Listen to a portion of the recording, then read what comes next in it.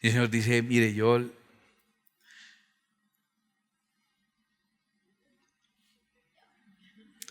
he puesto mis ojos en ti y por tu bien te voy a hablar de la manera en que tú me entiendas. Y la manera la eliges tú. Porque eres tú quien no quisiste. Yo te haré entender y te enseñaré. Porque sobre ti he puesto mis ojos. Los cristianos tenemos una afinidad sana y natural hacia todo lo que tiene que ver con la cultura hebrea. Yo personalmente, todo nos gusta y tenemos una valoración bonita. Y son cosas muy lindas. Las tradiciones, a veces me envuelvo demasiado en el tema y me pongo a hablar de esos nombres. Obviamente se burlan, que digo el Kipurín, que la fiesta de los Matzah, que sí, y empiezo a hablar y me emociono demasiado. Pero es que son cosas lindas. Son cosas lindas. Toda la cultura, que el shofar, que la menorá. ¿Quién no se emociona cuando ve una menorá, cuando ve la bandera, cuando ve esos elementos, cuando ve una kipá? Todo eso es hermoso, es lindo. Y lo más lindo de todas esas cosas tan hermosas es que cumpla el propósito para el cual están. Desde la perspectiva de la ingeniería y el diseño de productos, lo más lindo de algo es el cumplimiento de su función. Eso es lo más lindo. Porque si te venden esa llave para poner en tu lavamanos, preciosa, pero no funciona, ¿sí? Entonces, nosotros conocemos la belleza de la función. Y creo que de esas cosas que Dios ordenó, que Dios nos dio para que celebramos, tienen un propósito. Y cuando cumplen ese propósito, son todavía más hermosas. Si no, son souvenirs. Si no, son simplemente accesorios. Si no, son culturas, como todas las culturas con algún tipo de valor y con alguna cosa significativa. Si no, sería algo más. Pero cuando cumplen su propósito de ser lo que son según la Escritura, y lo que son, según la Escritura, son sombra y figura. Y te vas a acordar de esa expresión. Que son esas cosas tan lindas, y esa música tan bonita, y esas danzas tan lindas, y esas comidas, y esas celebraciones, y la perinola, ¿cierto? Del Hanukkah, y todo eso, lindo. Pero son sombra y figura, según la Escritura. Dice Hebreos capítulo 8, versículo 5.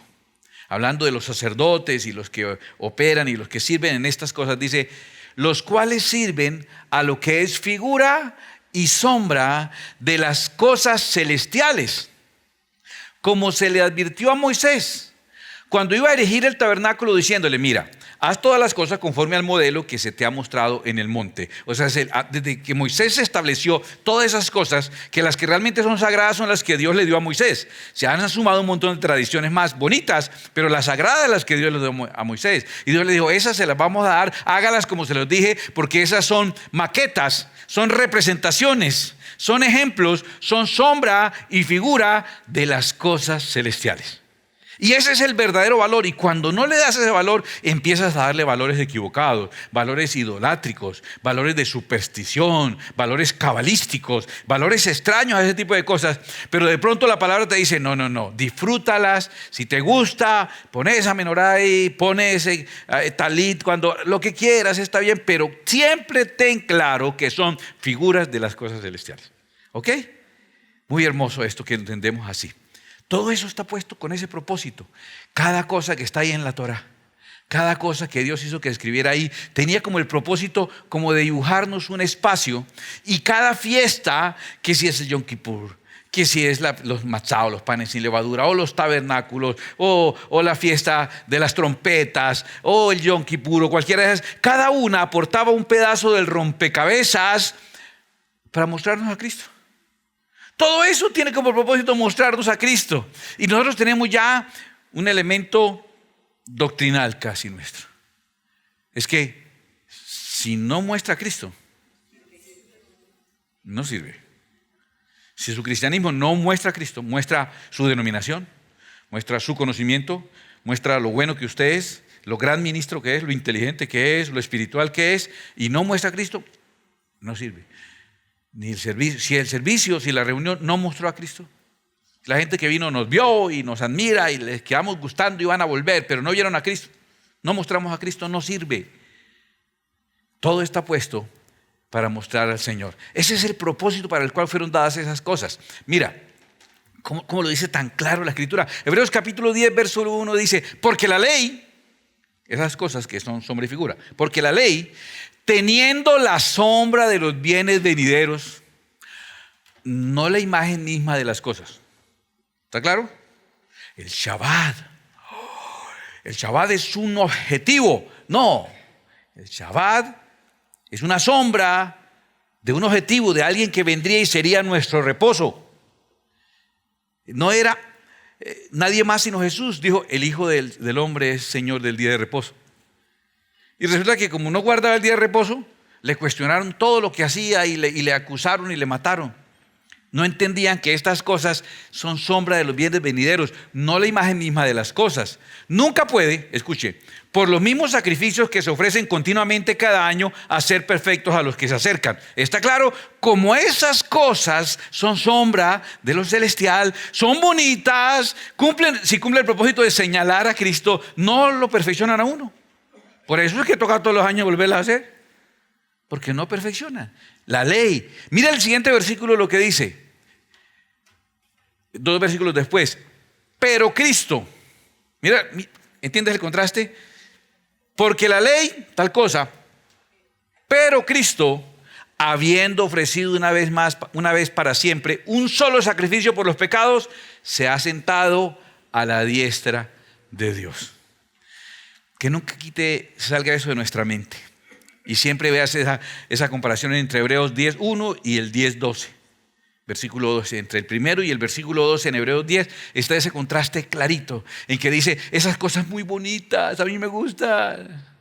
Cuando alguien viaja y me trae regalos, me parece muy lindo. Todo eso es bien bonito. Genial. Ahora, en las fiestas de las trompetas también dan unas manzanas envueltas en miel. Me gusta también, me gusta eso. Todo eso es muy bonito. Son sombras imperfectas que no nos pueden perfeccionar. Son sombras de lo que es verdadero, de lo que es Cristo Jesús. En cambio de esas cosas, Cristo, con una sola vez que se ofreció, nos hizo a nosotros salvos y cumplió su labor también, que ya terminó y se sentó a la diestra del Padre. Tampoco va a ser ofrecido en cada misa, vuelve a ser sacrificado. No, una vez por siempre. ¿Y dónde está? Sentado a la diestra del Padre. Yo ruego que siempre entendamos que cada una de esas celebraciones, cualquiera que sea, la Pascua, el Bikurim o la fiesta de las primicias, los panes sin levadura, el Pentecostés, ahora el Rosh Hashanah o la cabeza de año o la fiesta de las trompetas, como quieras llamar, y después la fiesta del Yom Kippur y después los tabernáculos o Sukkot, todo eso, y el Shabbat, y cada cosa tiene un solo propósito. Y si no lo cumple, no sirve.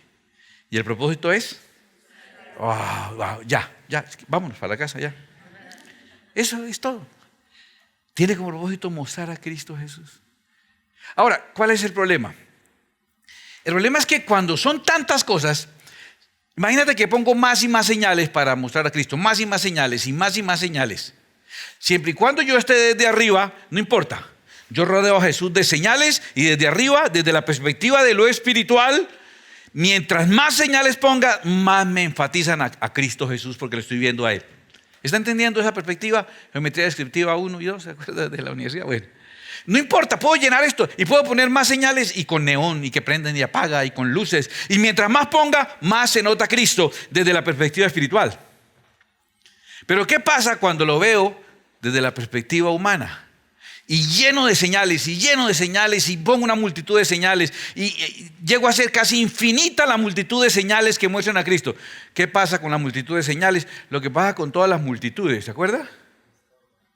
En todas las que narramos de los encuentros con Cristo, la multitud cumplía un objetivo: impedir que las personas llegaran a Cristo. Y no podía llegar a Cristo alguien que complete esta oración. No podías ni recibir el milagro y llegar a Cristo si primero que todo no superabas el obstáculo de la multitud. El milagro lo recibes obedeciendo, pero para encontrarte con Cristo resulta que tienes que superar el obstáculo de la multitud. Deme un par de ejemplos, así rápido. 3 ejemplos se me ocurren. Zaqueo, ¿cómo superó el obstáculo de la multitud? Subió un árbol y superó el obstáculo de la multitud. Otro. La mujer que tenía flujo, ¿cómo superó? pues a codazos arrastrándose, superó el obstáculo de la multitud. Bartimeo era ciego, gritando, superó el obstáculo de la multitud. Y entonces cuando tenemos tanta multitud de señales, muchos llegan y ¿dónde se quedan frenados? ¿Dónde se quedan atascados? En las señales. Sean señales hebreas, sean señales pentecostales, sean señales de lo que sea. Se quedan atrapados en la multitud de señales y no cumplen el propósito que debía cumplir, que es señalarnos a Cristo, sino que terminan siendo un obstáculo para que las personas lleguen a Cristo. ¿Por qué no aceptaron a Jesús? Porque no guardaba el Shabbat, entre otras cosas. Y el Shabbat era una señal para mostrarnos a Jesús. Impresionante. Esa señal que nos puso les estorbó para ver a Jesús. ¿Estás entendiendo eso? Esa multitud de señales impide. Voy a contarles algunos elementos, por ejemplo, que son sumamente interesantes en las celebraciones que están en estos días. El 2 empezó la fiesta de las trompetas, el Yom Teruah, ¿sí? ¿Te acuerdas que todos los están diciendo el Shana Tová? Feliz año, ¿cierto? El 2. Bueno, y empezó un proceso para prepararnos, haciendo Teshuvah, hasta llegar al día 10, el día del perdón o Yom Kippur, el día de la expiación. Y en el día de la expiación hay unos elementos que lo hemos estudiado mucho. A mí ese tema de los que más me fascina. En el día de la expiación tiene que venir primero que todo Aarón y presentar un becerro para solucionar el problema del pecado. Aarón es el sacerdote, representa en nosotros, ¿qué representa? ¿Qué parte de nosotros es? ¿Cuerpo, alma o espíritu? Aarón, ¿qué representa? El espíritu. Entonces Aarón viene con un becerro para solucionar un problema que tenemos con ¿quién? ¿Qué pasó con el becerro y Aarón la otra vez? Idolatría, pecado contra Dios. Tenemos un problema en el cielo con Dios Padre que tiene que ver con nuestro espíritu y se llama pecado. Entonces él tenía que venir y ofrecer ese becerro. Y después tenían que venir y escoger entre 2 machos cabríos. 2, mire que los sacrificios eran de 3 animales. Entre 2 machos cabríos escogían. Uno de ellos iba a ser para holocausto a Dios, iba a ser quemado. La carne de ese animal iba a ser quemada hasta desaparecer. La carne, ¿qué parte representará en nosotros? La carne, ¿cierto? Entonces nuestra naturaleza pecaminosa debe ser ofrendada a Dios, presentarnos a nosotros mismos en sacrificio vivo. Esto es un resumen de las clases de Yom Kippur que usted ya se las sabe y si no las busca y vuelve y las estudia, están en el canal, ¿cierto? Y entonces ese cordero iba a ser para holocausto. Ese cordero representa nuestra naturaleza caída, nuestra carne, pero carne en la Biblia no es cuerpo. Carne en la Biblia es pecaminosidad, es nuestra naturaleza pecaminosa. Entonces es el problema del alma. ¿Cómo se soluciona esa tendencia carnal? Pues haciendo morir la carne, pues haciendo vivir el espíritu, presentarlo en el holocausto, presentar ese sacrificio vivo, santo, agradable a Dios. Es un problema que tenemos en la tierra, porque aquí se solucionó el problema con Dios Padre. Usted se muere, va para el cielo. ¿Cuál problema hay? Si no se muere, usted tiene un problema en su carne que se llama rebelión. Y es el segundo instancia, bueno, después lo revisamos si quiere, la rebelión, la tendencia a volver a pecar. Por eso hay que presentarse en sacrificio vivo. Un problema que tenemos en el alma, es un problema aquí, en la tierra prácticamente para seguir viviendo. Y el otro macho cabrío es el que conocemos con el nombre del chivo expiatorio. Ese no lo quemaban. Se ponían las manos encima y se declaraban que todas las injusticias que había cometido o iniquidades pesaban sobre él. Lo mandaban al desierto, el nombre es Azazel, que parece ser uno de los nombres del demonio o de un demonio, soltado por allá al desierto a que se muriera en el desierto o a que cayera a un abismo. No sé exactamente cómo era, lo soltaba. Y para que alguno por ahí, no faltaba el que dice, uy, mija, me encontré un cabro y venga, hacemos un asado aquí, venga. Y cogiera el chivo que tenía todas las iniquidades encima y ¿te imaginas esa intoxicación tan terrible? Entonces le ponía una cinta roja para diferenciar. Usted lo veía y sabía que va para allá, ese era para solucionar el problema que tenemos nosotros con un enemigo que tiene de qué acusarnos. Entonces aquí se soluciona el problema en el cielo, en la tierra y en el infierno, con el Padre, Espíritu Santo, con el Hijo. Del pasado, del presente, del futuro, del espíritu, del alma, del cuerpo. Vale la pena revisarlo y entender cómo la obra de Cristo es completa, pero no es hoy el día que hacemos eso. Les voy a contar cómo lo hacían. Entonces amarraban a ese que iban a soltar allá, a mandarlo para el desierto, con una cinta roja, la mitad de la cinta roja. La otra mitad de la cinta la amarraban en la puerta del templo. ¿Cómo escogían a cuál de los dos machos cabríos iban a entregar el holocausto y cuál iban a soltar al desierto como Azazel? Por medio de una de las suertes. Era una piedrita blanca y una piedrita negra, que se llamaba, la blanca se llamaba Urim y la negra se llamaba Tumim. El Urim y el Tumim. Era muy fácil. El sacerdote echaba allí en una bolsa, revolvía. ¿Dónde está la bola? ¿Dónde está la bolita? ¿Dónde está? Pero en hebreo, ¿dónde está la bola? ¿Dónde está la bolita? Y llegaba y metía la mano derecha y metía la mano izquierda y tenía una en cada uno. ¿Correcto? Y cada uno sabía cuál era. Representaba uno de los animalitos. El que saliera en la mano derecha iba a ser entregado para Jehová. Se llamaba la suerte para Jehová, la suerte para Dios. Y el otro salía, era la negra o la suerte para Azazel, el que va a ser entregado allá a Azazel. Así se hacía. A veces salía uno, a veces salía otro, y a uno le da igual, porque son dos chivos casi igualitos, ¿no? Uno ni los diferencia, este lo quemamos, este lo soltamos. Y salía así, y era la forma en que escogían a cuál. Le ponían la cinta roja, lo llevaba una persona encargada que después tenía que hacer un proceso de purificación por haber caminado con el cabro que tenía todas las iniquidades del pueblo encima, el chivo expiatorio, y después volvía y se lavaba. Es un proceso tremendo. Y la otra media cinta roja, ¿qué hacían? En la puerta del templo, ¿correcto? Se iba allá, el macho cabrío, y eso hacía. Mire, ¿a quién señalan todos esos sacrificios? ¿Quién nos reconcilia con el Padre y la vida de nuestro espíritu? ¿Quién nos quita la rebelión por la llenura del Espíritu Santo y nos hace vivir el Espíritu no en la carne? ¿Quién nos libra de nuestras propias iniquidades para quitar, clavando todas las actas que hay en nuestra contra? Cristo. Toda esa fiesta, cada cosa. ¿Y por qué la cinta roja? ¿Por qué sería una cinta roja? A ver, cuénteme.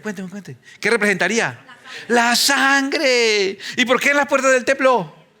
Porque Él es la puerta y Él es el que nos da acceso al Padre con su sangre. Nos da acceso. Todo señala, uy, qué belleza, todo señala. Si usted se pone a buscar, todo señala a Cristo. ¡Qué hermosura! Pero no lo veían así.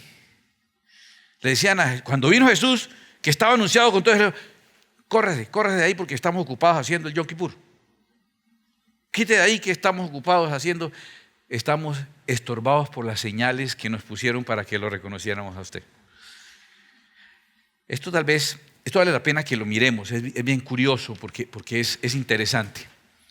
Se ponía la cinta roja en la puerta. Oiga esto no lo dice la Escritura, lo dice en el Talmud, en la tradición de los rabinos, aseguran que pasaba esto. Como el paralelo de que el Señor anunció ahí en Isaías 1:18, venid luego, dice Jehová, y estemos a cuenta. Si vuestros pecados fueren como la grana, o sea, rojos, como la nieve serán emblanquecidos. Si fueren rojos como el carmesí, vendrán a ser como blanca lana. Entonces se iba el chivo expiatorio. Ya el becerro se sacrificó. Estamos bien con Dios. El cordero del holocausto se presentó en adoración a Dios. Bien. ¿Y cómo sabemos qué pasó con el chivo expiatorio? Se sabía por qué. Porque si había sido acepto delante de Dios todo el sacrificio del Yom Kippur, al otro día, cuando se levantaban, la cinta de la puerta estaba de color blanco. Lo llaman el milagro de la cinta roja. ¿Sí? Realmente lo llaman el milagro de la tira roja. El milagro de la tira roja. Y entonces decían, es lo de Isaías. Si la cinta se puso blanca, quiere decir que Dios aceptó y que los pecados de todo el pueblo este año, los pecados fueron blanqueados. Qué lindo sería eso, ¿no? A mí me parece ¿Y a quién muestra? Pues a Cristo. Uy, qué hermoso eso. No solo eso, lo de las piedritas. Si fuera eso ese año, en la mano derecha salió la piedrita blanca, la suerte de Jehová salió en la mano derecha, significaba que estamos bien. Salió donde debía salir la piedrita por Dios. ¿Cierto? Cosas sencillas, pero edificantes, y si cumplen el propósito, muy bonito. Ahora, después de la destrucción del templo en el año 70, fueron esparcidos los judíos, y entonces conservaron sus tradiciones en el Talmud. Pero hubo dos versiones de Talmud. Hubo un Talmud que se hizo en el territorio allá, que era de Palestina, que se llama el Talmud de Jerusalén. Pero de los que tuvieron que huir, se recompiló otro Talmud, casi equivalente, pero se llama el Talmud babilónico. Cuentan una anécdota. Atención a esta anécdota, que este es el centro de lo que quería compartirles hoy. El Talmud de Jerusalén leemos. Escuchen lo que dice. 40 años antes de la destrucción del templo, ¿recuerdas que destruyeron el templo de Jerusalén? La lámpara de la menorá occidental se apagaba. O sea, ellos prendían todas las lámparas y la lámpara occidental, la de un extremo, se apagaba sola. Vean cómo asustar la cosa. El hilo carmesí se queda carmesí. ¿Y qué pasaba si se ponía blanco? ¿Qué significaba? Que sirvió el holocausto para que nos perdonaran los pecados. Y si se daba rojo, paila, o sea, no sirvió para perdonar los pecados. Y la suerte de Adonai, o sea, la piedrita blanca, caía en la mano izquierda. Escúcheme, pero todas las veces, ese es complicado. Desde 40 años antes de la destrucción del templo, todos los años pasaba eso. Los sacerdotes cerrarían las puertas del templo por la noche y cuando se levantaban por la mañana las encontraban abiertas de par en par. Si va a leer, eso está en el Jacob Neusser de Jerusalén, en la página 156 y 157. No busque la 158, en la 156 y 157. Ahí está. Bueno, eso dicen los del Talmud de Jerusalén. Pero mire, los del Talmud de Babilonia dicen: nuestros rabinos enseñaron durante los 40 años previos a la destrucción del templo, la suerte para Adonai no salió en la mano derecha. Tampoco se volvió blanco la tira carmesí. Tampoco resplandecía la luz de la menorá o candelabra más occidental. Y las puertas del Hekel, o sea el templo, se abrían por sí solas. ¿Ah? El otro Talmud también cuenta la misma anécdota. Luego, lo más probable es que de verdad pasaba eso. 40 años. A ver, lo de las dos piedritas. ¿Sabes cuántas probabilidades hay de que 40 veces usted meta dos piedritas y 40 veces con la mano derecha saque la blanca? Pareciera fácil. Hicieron la cuenta y 1 en 5 billones y medio. Lograría que se repitiera 40 veces. Y pasó 40 veces. A ver, un momentito. Esto no es para asustarnos. Ay, entonces el pastor predicó otra fiesta judía que se llama Halloween. No. No es para asustarlos, pero escuche esto tan especial. La tira no se volvió nunca más blanca, luego el sacrificio no cumplió el propósito para el cual se hizo. La suerte de Dios siempre salió en la mano izquierda. Siempre, absolutamente siempre. Había una lámpara que sola se apagaba y las puertas amanecían abiertas. 40 años, confirmado por los dos Talmud, cada uno con miles de personas en diferentes lugares y confirmaban lo mismo. ¿Desde cuándo ocurrió eso según ellos? 40 años antes de la destrucción del templo. ¿Año de la destrucción del templo de Jerusalén? 70. 70 menos 30, menos 40, 30. Quítele unos 2, 3, 4 añitos antes. ¿Y qué pudo haber ocurrido que haya declarado que a partir de ese momento los sacrificios de animales y holocaustos ya no van a servir para limpiar pecados? La menorá se va a apagar y ya no hace falta que elijan a un cordero u otro para poner expiación. ¿Qué creen que ocurrió en esa fecha, en el 30 después de Cristo? La muerte del Cordero del Señor. Mire, entonces ahora tan bonito, es un poquitico extenso, pero yo quiero que leerlo, Hebreos 9, 11 al 14. Escúcheme, quiero leerlo, pero quiero casi ministrarle con eso. Dice: pero estando ya presente Cristo, sumo sacerdote de los bienes venideros. ¿Lo demás qué es? Perdóneme, ¿todas esas cosas son qué? Sombra de los bienes venideros. Todas esas cosas eran sombra de los bienes venideros. Pero ¿cómo empieza diciendo Hebreos 9:11? Pero estando ya presente Cristo, o sea, ya no es los bienes venideros, ya vinieron los venideros. ¿Sí? Sumo sacerdote de los bienes venideros por el más amplio y más perfecto tabernáculo, no hecho de manos, es decir, no de esta creación. Y no por sangre de machos cabríos ni de becerros, sino por su propia sangre. Entró una vez para siempre en el lugar santísimo, habiendo obtenido eterna redención. Porque si la sangre de los toros y los machos cabríos, ¿de qué está hablando? Y las cenizas de la becerra rociadas a los inmundos. Que Yom Kippur, fiesta, ¿cierto? Santifican para la purificación de la carne, ¿cuánto más? La sangre de Cristo, el cual mediante el Espíritu eterno se ofreció a sí mismo, fue sacerdote y ofrenda a la vez, sin mancha a Dios. Limpiará vuestras conciencias de obras muertas para que sirváis al Dios vivo. ¿Por qué dejaron de funcionar las festividades, los holocaustos y todo? ¿Por qué dejaron de funcionar? Porque ya no eran necesarios, porque la obra fue perfecta, porque Cristo dijo, consumado es. Ya una vez y para siempre su sangre fue derramada para redención de todos aquellos que le reconocemos como nuestro Señor y Salvador. Mira, lástima que no entendamos que todas esas cosas eran sombra de los bienes venideros. Ellos creían que la cosa era la riqueza, que el Shabbat era la riqueza, que la menorá era la riqueza, que cada elemento de su celebración, y resulta que simplemente eran sombra del bien perfecto venidero que es Cristo Jesús. Qué error no entender, qué error no entender que las cosas nos están señalando a Cristo Jesús. Qué peligroso eso, no entenderlo. Escúchame. Voy a darte una interpretación nueva de la tribulación. Espero que hoy, ya cerrando, te sirva este comentario para tener otra perspectiva de lo que llamamos la tribulación y la gran tribulación. ¿Sabes que estamos hablando de la última semana de Daniel, la semana número 70, que se divide en dos mitades?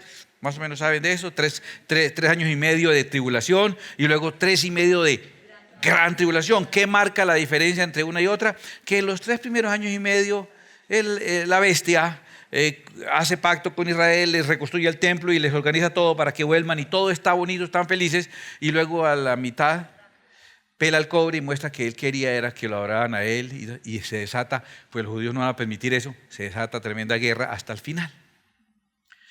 Déjame describirte la tribulación de esta manera.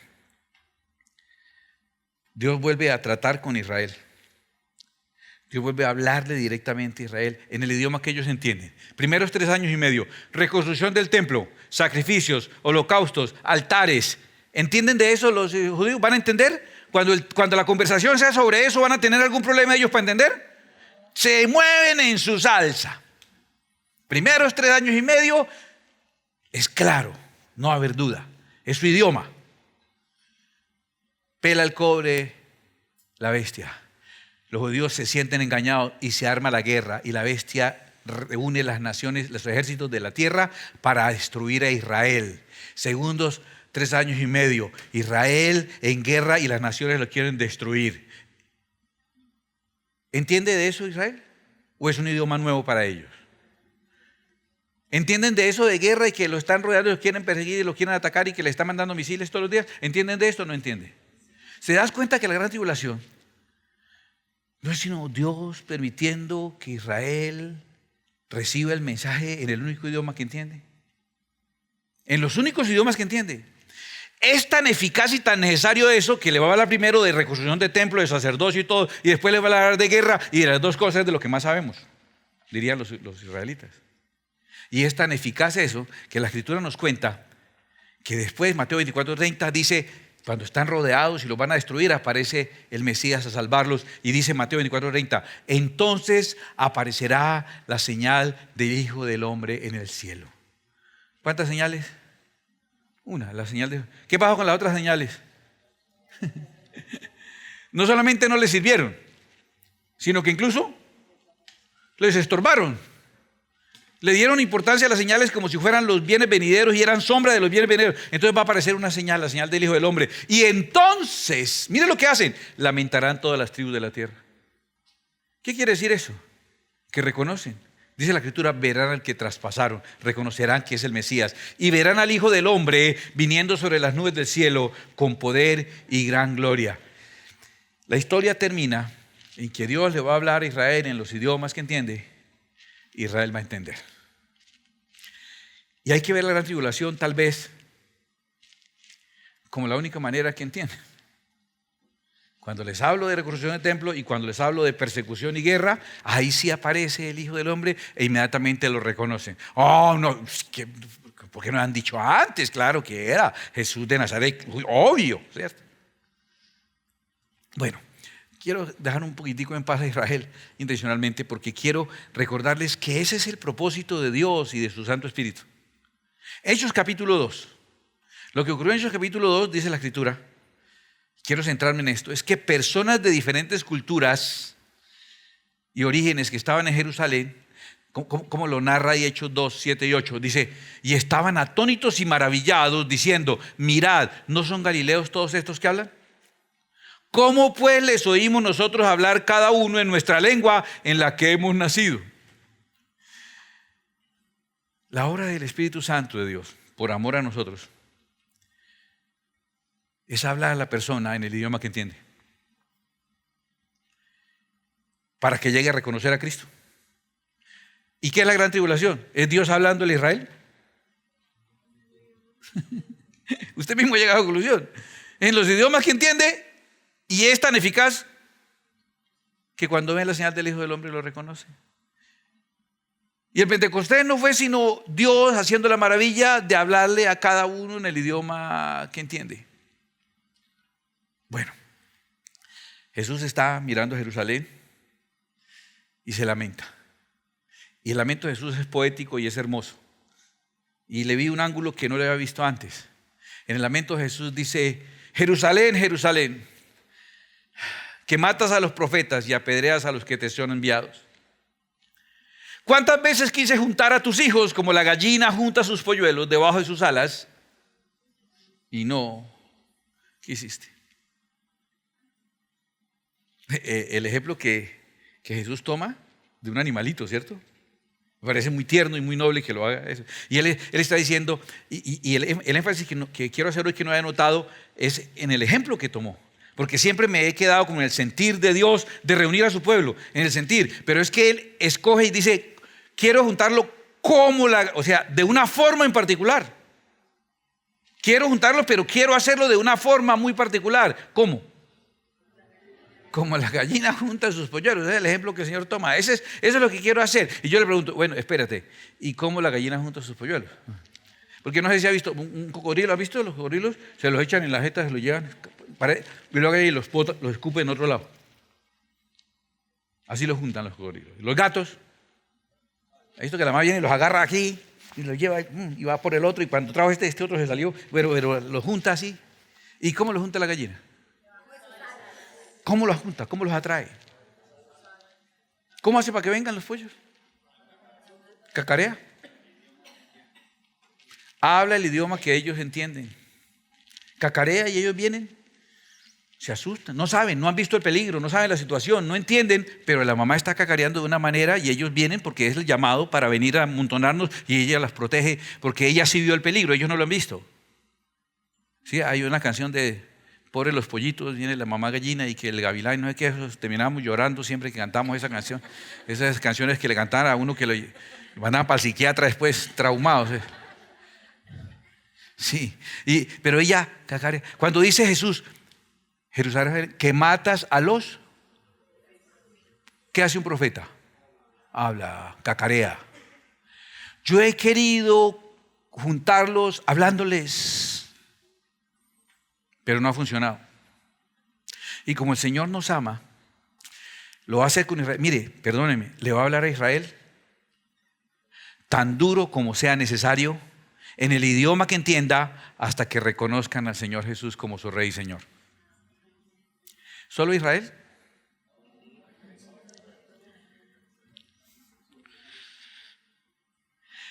Como el Señor nos ama, el Salmo 32:8 dice, escuche esto, es una promesa que el Señor se hace a sí mismo. Te haré entender. O sea, me voy a hacer entender. O sea, no hay opción. Usted va a entender. Le advierto. Y fuera de eso, te voy a enseñar. El camino en que debes andar. Sobre ti fijaré mis ojos. No es una amenaza. Es una expresión de amor. O sea, no te vas a dejar perder. Me da mucha pena, pero no te vas a dejar perder. Yo voy a seguirte, voy a estar encima tuyo. Y te voy a hablar en el idioma que me toque hablarte. Yo quisiera simplemente y que tú corrieras. Y por eso te mandé profetas.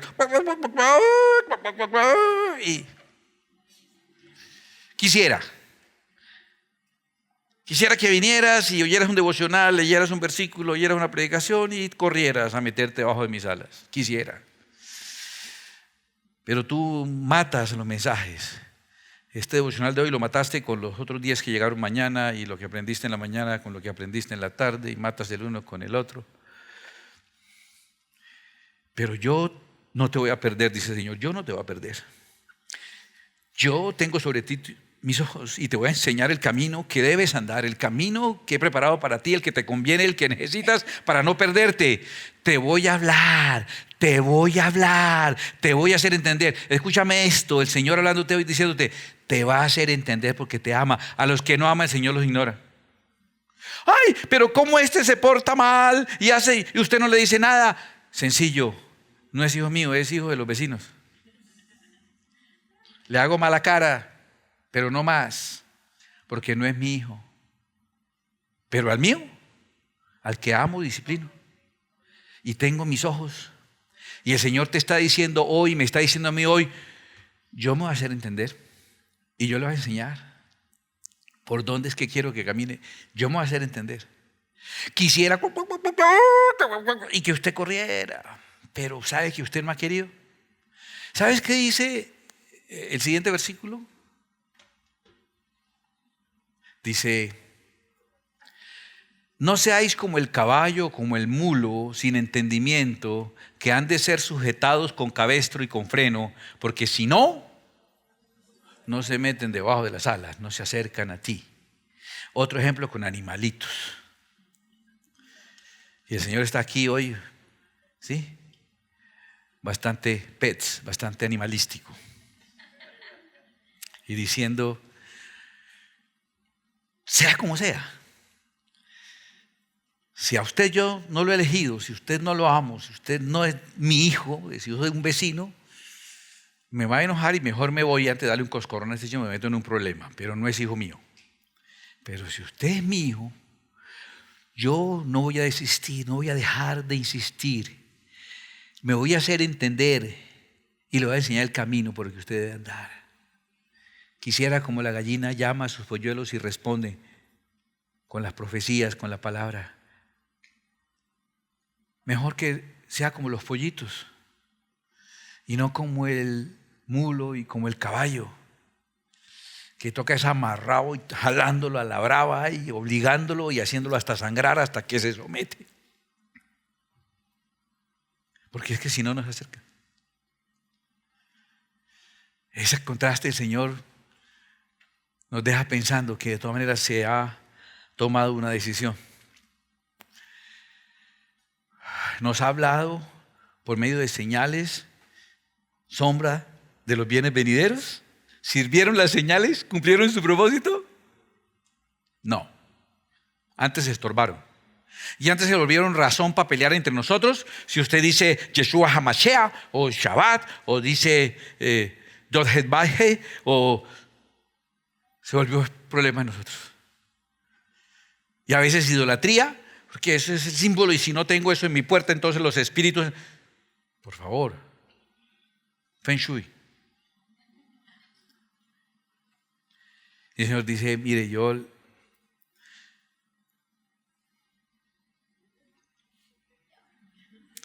he puesto mis ojos en ti y por tu bien te voy a hablar de la manera en que tú me entiendas. Y la manera la eliges tú. Porque eres tú quien no quisiste. Yo te haré entender y te enseñaré. Porque sobre ti he puesto mis ojos. Por un segundo quiero que dejemos que el Espíritu Santo empiece a tratar con nosotros y nos haga entender cuántas cosas estarán ocurriendo en nuestro entorno y en nuestra vida que nos están señalando el camino que debemos andar y lo que el Señor quiere que hagamos. Y están ahí las señales. En forma de enfermedad, en forma de problema, en forma de crisis, en forma de bendición, incluso en forma de a veces las respuestas de Dios son personas, en forma de alguien que me ha redarguido, en forma de sueños, de revelaciones. Hay tantas cosas en las que hoy están en tu vida señalando lo que Dios quiere para ti. Y para mí, y este consejo te lo doy y me lo doy a mí. Dios te ama, número uno. Si te ama, quiere lo mejor para ti. Si quiere lo mejor para ti, va a hacer que entiendas. Se va a hacer entender. Escucha, iglesia, Dios se va a hacer entender. Y aunque no lo creas, tal vez te pase como me pasó a mí estudiando esta lección. Vi el amor de Dios a través de la gran tribulación. Vi a un Dios hablándole a un pueblo en el único idioma que va a funcionar. Y tal vez tengamos que ver al Señor haciendo cosas que parecen duras para hacerse entender y para que podamos aprender el camino que Él tiene para nosotros.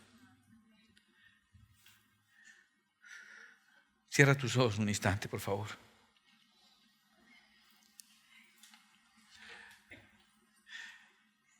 Si eres suficientemente valiente para decir esto, si no, mejor no te arriesgues. Pero si eres suficientemente valiente, conmigo dile, porque yo lo estoy también declarando hoy. O sea, yo me voy a tirar de cabeza aquí, yo me voy a tirar de cabeza. Y le digo, Dios, haz lo que tengas que hacer.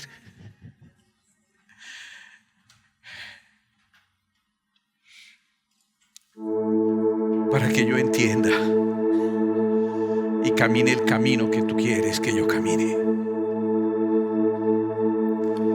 ¿Quieres decírselo otra vez? ¿Eres tan suicida? Dios, haz lo que tengas que hacer para que yo pueda entender y pueda aprender el camino que tú tienes para mí.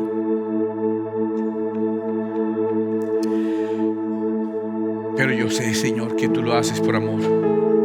Que por amor me vas a hablar en el idioma que yo entienda, en la forma en que yo entienda, porque no me vas a dejar perder. Por no incomodarme, no va a ser como nosotros somos los padres malos de esta generación que criamos a los millennials. Ay, que por miedo a que nuestros hijos no nos quisieran, no los educamos y no los enseñamos. Queríamos su aprobación. Dios no le importa nuestra aprobación. Le importa nuestra restauración completa y tenernos para la eternidad con Él. Por eso no nos quiere perder. Por eso le importa 5 nuestra comodidad. Y le importa 5 si nosotros vamos a votar por Él, por el papá más cool y más popular del colegio. Dios, haz lo que tengas que hacer para que entendamos tu camino. Porque entendemos que lo haces por amor. Pero voy a hacerle un colorario, voy a hacerle una adición, un otro sí a esta oración, Señor. Abre mi entendimiento para que no tenga que ser jalado con una rienda y golpeado con un palo y azotado como un asno o azotado como un caballo. Sensibiliza mi espíritu para moverme en tu dirección y correr debajo de sus alas con un sencillo cacareo, por una voz sencilla, no amenazante. No sé a quién le suene amenazante el cacareo de una gallina. Ni siquiera hablo de un gallo que está cantando, sino una gallina. Una voz suave, sencilla, que no amenaza, que parece que no sonara ni siquiera con alarma. Que sea suficiente tu palabra para atraernos a nosotros debajo de tus alas. Queremos ser esa iglesia que no necesita pasar por la gran tribulación para entender. Si la gran tribulación es el tiempo de hablar el idioma que el pueblo entiende, ayúdanos a entender y caminar el camino que tú quieres y andar en tu senda, Dios. ¿Quieres estar de pie un momento? ¿No le parece un buen momento para entrar en sinceridad con Dios y decirle: Señor, hoy estuvo pesado el asunto, hoy estaba como serio el Señor, porque nos ama? Y ni siquiera ores diciéndole: Señor, listo, ahora sí háblame, ahora sí muéstrame, ahora enséñame. Y Él te va a decir: lo estaba haciendo hace tiempo. Dile: Señor, abre mis oídos, abre mi entendimiento. Permíteme oír el susurro tuyo y entender tu voluntad y entender que es por mi bien. Permíteme entender que muchas cosas que están ocurriendo en mi vida, todo este día, todo este año, recientemente, en mi salud, en mis negocios, en mi familia, en mi entorno, en mi barrio, en mi país, en mi ciudad, son señales que me muestran el camino que tú quieres que yo ande. Solo que en ocasiones convertimos esas señales en nuestra obsesión. Dios les dio el Shabbat, el Yom Kippur, el Shavuot como una señal para que vieran a Cristo y caminaran el camino que Él quería, y lo idolatraron, se obsesionaron con eso. Dios nos dio una crisis, un problema económico, un problema de salud para que nos acerquemos, y se volvió nuestra obsesión. Y ahora solo pensamos en eso. Y ahora solo vivimos para eso. Y la señal que nos debe mostrar el camino nos está estorbando ahora. Señor, ayúdanos a entender. Hoy te pido revelación y sabiduría para escuchar ese distante cacareo que me llama a refugiarme bajo tus alas, porque los días que vienen son difíciles, Señor. Y quiero correr debajo de tus alas, porque el que habita al abrigo del Altísimo mora bajo la sombra del Omnipotente. Corro a ti, Señor. Entiendo cada cosa que me ha pasado y cada cosa que me está pasando, tanto difícil como buena. Han salido unas cosas lindas, han pasado algunas. Ahora, Señor, voy a ver tu llamado en cada paso de mi vida, en el abrir mis ojos en la mañana, en el abrazar y saludar a mi esposa, a mis hijos, en el compartir con mis amigos, en el ver el sol, en el sentir la lluvia, en el ver una plantita en mi jardín, en el jugar y saludar a una de mis mascotas. Voy a verte, Señor, voy a buscarte como señal en cada cosa, porque no quiero arriesgarme a ser ese necio que tiene que ser alado como un mulo y como un caballo. Quiero ser sensible a todo lo que me muestra el camino que tú quieres para mí, porque tú eres mi Dios. El propósito de Dios con este canal no es reemplazar tu iglesia, ni tu tiempo personal de estudio y de búsqueda de la presencia de Dios. Es apoyarte en tu crecimiento espiritual y el conocimiento de las Escrituras. Tú puedes apoyarnos a nosotros también cada vez que ves un video, cada vez que le das like, que lo compartes. Cuando te suscribas a nuestro canal, invitas a otros a suscribirse también. Es la manera en que tú nos apoyas para que nosotros también podamos seguirte apoyando. Que Dios te bendiga.